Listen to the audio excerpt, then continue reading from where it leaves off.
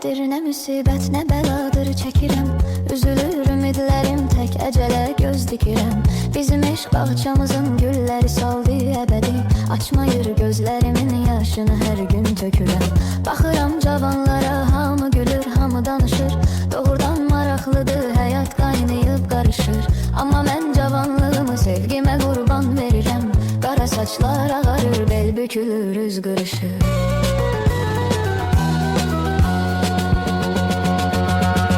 Qalıb o əllərinin izləri məndə, qalıb o bal dilinin sözləri məndə.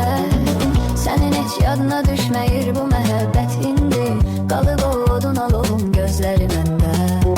Sənin heç yadına düşməyir bu məhəbbət indi. Qalıb o odun alovun gözləri məndə.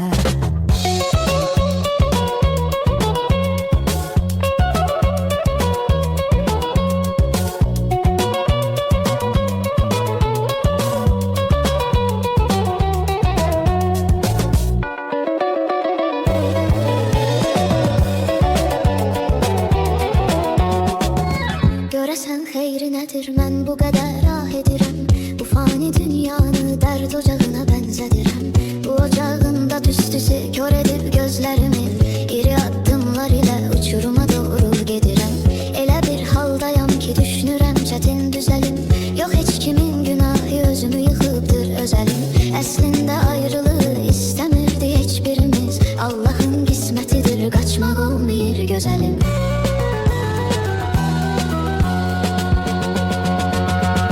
Qalıb o əllərinin izləri məndə, qalıb o bal dilinin sözləri məndə. Sənin heç yadına düşməyir bu məhəbbət indi. Qalıb o odun alovun gözləri məndə.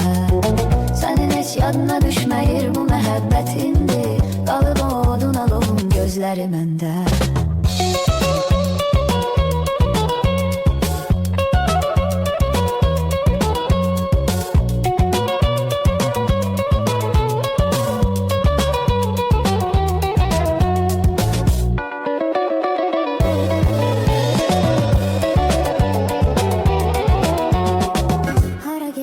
Hara baxsam, hara salsam da nəzər. Yenə o gül camalın gözlərimin önünü bəzər. Düşünəndə bu xəyaldır, sən özün uzaqdasan. Axır bu gözlərimin yaşı olur bəhri xəzər. Nə üçün mənə bu qədər zülüm eləyir çərxi fələk. Mən mələk sandığım axırda mənə gəldi kələk. İsti bir yay gecəsiydi, o məni tərk elədi. Qəflətən yağdı yağış, qopdu tufan, əsdi külək.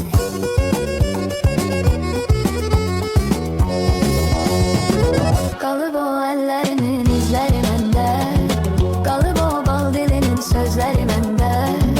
Sənin heç yadına düşməyir bu məhəbbət indi.